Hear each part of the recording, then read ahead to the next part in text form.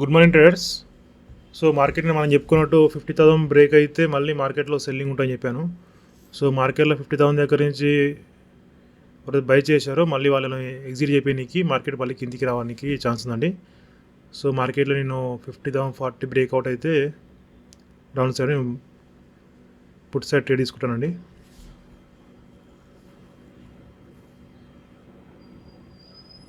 So నిఫ్టీలో కూడా break down అయింది ప్రీవియస్ డే. నేను చెప్పుకున్నాను కదా 23,400 బ్రేక్ అవుతే 500 బ్రేక్ అయితే పాలు ఉంటుందని మీ నిఫ్టీలో కూడా. సో అదే జరుగుతుంది. సో మన నిఫ్టీకి వచ్చేసి పుట్ సైడ్ నేను ట్రేడ్ తీసుకుంటానండి. సో నా టార్గెట్ వచ్చేసి 49,800, నా స్టాప్లో వచ్చేసి 50,100 అండి. సో ఫస్ట్ ఎంట్రీ తీసుకుంటానండి. మార్కెట్ వెళ్ళిపోతుంది, మళ్ళీ డ్రాగెస్ట్కి వెళ్ళిపోతే మళ్ళీ నాకు ఎంట్రీ దొరకదు నాకు.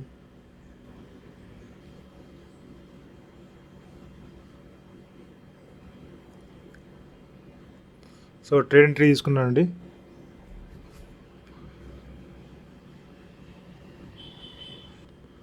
సో నా స్టాప్లో వచ్చేసి 50,100 అండి. నా టార్గెట్ వచ్చేసి 49,800.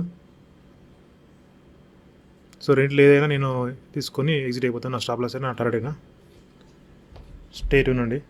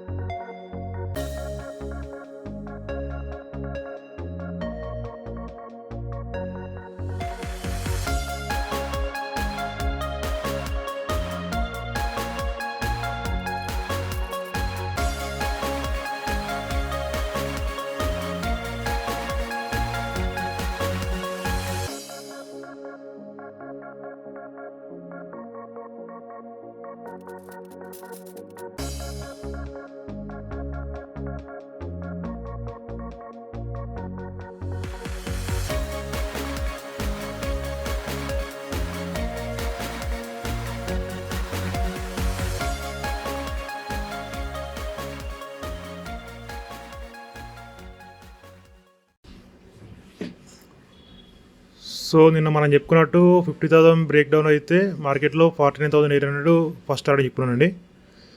సో మార్కెట్లో 49,800 వస్తే నేను ఎగ్జిట్ అయిపోతాను.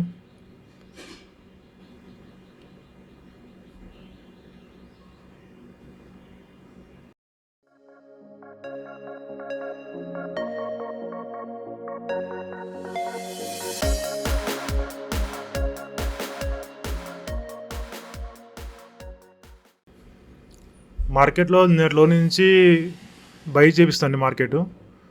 సో ఎందుకంటే అగైన్ మళ్ళీ అందరు బయర్స్ వచ్చిన తర్వాతకి మళ్ళీ వాళ్ళని ఎగ్జిట్ చేయడానికి మళ్ళీ సడన్గా ఫాలో అవుతుంది. సో మార్కెట్ డైరెక్ట్ ఫాలో అయితే దానికి ఒక వాల్యూ ఉండదు కదా. సో ఎవరైతే నిన్నట్లో నుంచి బై చేశారో సో వాళ్ళని బై చేయించిన తర్వాతకి మళ్ళీ అగైన్ మార్కెట్ ఫాలో అవుతుందండి. ఒకవేళ మార్కెట్ 50,050 బ్రేక్అవుట్ అయిందంటే మాత్రం మార్కెట్లో ఈరోజు సెల్లింగ్ ఉండదు. సో మార్కెట్లో ఏం జరిగినా ఇక్కడి నుంచి ఫాలో అవ్వాలా. సో నా టార్గెట్ రీచ్ అయిందండి, కానీ నా ప్రాఫిట్ అనేది రీచ్ అవ్వలేదు. నేను అనుకున్న టార్గెట్ రీచ్ అవ్వలేదు నా ప్రాఫిట్. చూస్తాను, ఎందుకంటే మార్కెట్ కంటిన్యూ సెల్లింగ్ వస్తుంది కదా, వెయిట్ చేస్తాను. నా ప్రాఫిట్ ఏదైతే అనుకున్నాను అది వస్తే నేను ఎగ్జిట్ అయిపోతానండి. ఎందుకంటే మార్కెట్లో ఇప్పుడు బై చేసే వాళ్ళు ఎవరు లేరు. సో మార్కెట్ మ్యాక్సిమం 49,800 దాటిన తర్వాతకి 49,720 వరకు ఉందండి టార్గెట్. 720 ఆర్ 700. ఓకే, 720, 700 ఉందండి. నేనైతే ప్రాఫిట్ అనుకున్నాను, ఆ ప్రాఫిట్ వచ్చితే నేను ఎగ్జిట్ అయిపోతానండి. ఎక్కువ రిస్క్ తీసుకోలేను ఈరోజు నేను, ఎందుకంటే మార్కెట్లో డౌన్ సైడ్ కూడా ఎక్కువ ఎస్ఎల్స్లో బయర్స్కి అంత ఫాస్ట్గా అయితే రికవర్ అవ్వదండి మార్కెట్. ఆప్షన్ చూసుకుంటే మార్కెట్లో 50,000 వచ్చేసి ఓకే, దీంట్లో అయితే 800 వరకు ఉందండి target put side.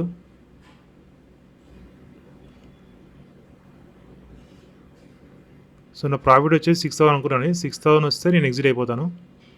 So market ఎయిటీలా సంబంధం లేదు ఇక నాకు. సో నేను అకౌంట్ టార్గెట్ వచ్చేసిందండి. నేను ఎగ్జిట్ అవుతాను ఇక. ఎక్కువ రిస్క్ తీసుకోలేదు ఈరోజు నేను. ఇక్కడ నుంచి మళ్ళీ రివర్స్ అయితే తెలియదు, కానీ ప్రీమియమ్స్ మాత్రం చాలా కరుగుతున్నాయి. సో మార్కెట్లో ప్రాఫిట్ బుక్ చేశానండి. సో ఎందుకంటే నాకు మార్కెట్ అనుకున్న టార్గెట్ ఇచ్చేసింది. 49,800 అనుకున్నాను. సో మార్కెట్లో 1:2 వచ్చిందండి. సో మార్కెట్ లాస్ట్ వచ్చేసి 49,700 వరకు టార్గెట్ ఉందండి. 49,700 దగ్గర నుంచి మళ్ళీ ఏమైనా మార్కెట్ రివర్స్ అవుతుండొచ్చు. సో నేను మనం చెప్పుకున్నట్టు మార్కెట్ 50,000 బ్రేక్ అవుతానే మార్కెట్లో సెల్ ఉంటాయని చెప్పండి. సో మనకు అదే జరిగింది. సో మార్కెట్లో మనం 50,000 బ్రేక్ చేసినాక మళ్ళీ బయర్స్ని యాడ్ చేసేసి మళ్ళీ ఏం చేసింది, 50,000 దగ్గర మార్కెట్లో బయర్స్ని ఎంట్రీ చేయించిందండి. అంటే ఇక్కడ నుంచి మార్కెట్ పైకి వెళ్తున్నా అని చాలా మంది సైకలాజీ ఏం చేస్తారు, 50,000 నుంచి మార్కెట్ అప్సైడ్ వెళ్తాను ఎవరైతే బై చేశారో వాళ్ళందరూ ఎగ్జిట్ చేయించడానికి మార్కెట్లో ఫాలో అయిందండి. సో మనం కూడా అదే అనుకున్నాం కానీ నిన్న 50,000 బ్రేక్ అయితే మార్కెట్లో ఫాలో అని చెప్పాను. సో ఎట్ టైం నిఫ్టీ కూడా సేమ్ అండి. 23,500 బ్రేక్ అయితే మార్కెట్లో ఫాలో అని చెప్పాను. సో మార్కెట్లో కంటిన్యూ ఫాలో అవుతుంది. సో దీని టార్గెట్ వచ్చేసి నిఫ్టీ వచ్చేసి 23,320 టార్గెట్ అండి సెల్ సైడ్. మళ్ళీ మార్కెట్ ఇక్కడ నుంచి రివర్స్ అవుతుండొచ్చు, ఎందుకంటే మార్కెట్లో బై సైడ్స్ ఎక్కువ ఎస్ఎల్స్ లేవు. సో మార్కెట్లో మళ్ళీ ఇక్కడ నుంచి రివర్స్ అవుతుంది. సో బ్యాంక్ నిఫ్టీ వచ్చేసి 49,700 అండి. మార్కెట్ ఇక్కడ నుంచి రివర్స్ అవుతుండొచ్చు. ఒక రివర్స్ కాకుండా కంటిన్యూ ఫాల్ అయిందంటే నెక్స్ట్ వచ్చేసి 49,600 అండి టార్గెట్. నేను ఇంకా ట్రైలింగ్ స్టాప్లో చేసుకోవచ్చు, కానీ మార్కెట్లో కింద బయర్స్కి ఎస్ఎల్స్ అవైలబుల్ లేవండి. సో మార్కెట్ ఇక్కడ బై చేశారు, వాళ్ళందరినీ ఎగ్జిట్ చేయించేసింది. సో ఈ మూమెంట్లో కూడా మార్కెట్లో ఎగ్జిట్ అయిపోయి ఉంటారు. అంటే మార్కెట్లో టార్గెట్స్ బయర్స్ ఎస్ఎల్ అయ్యేవాటికి మార్కెట్లో ఒకటేసారి సడన్గా మళ్ళీ అప్సైడ్ వెళ్ళి మళ్ళీ ఫాల్ అయ్యే ఛాన్స్ ఉంటుంది కాబట్టి. సో ఆ రిస్క్ నేను తీసుకోలేకుండా మార్కెట్లో సో నా అయితే టార్గెట్ అనుకున్నాను, వచ్చిన తర్వాత ఎగ్జిట్ అయిపోయానండి. థ్యాంక్ యూ అండి, థ్యాంక్ యూ వెరీ మచ్. మళ్ళీ ఈరోజు ఈవినింగ్ కలుసుకుందాం రేపు అనాలిసిస్ గురించి. సో నా అనాలిసిస్, నా live video like, share, subscribe అండి. థ్యాంక్ యూ అండి, థ్యాంక్ యూ వెరీ మచ్.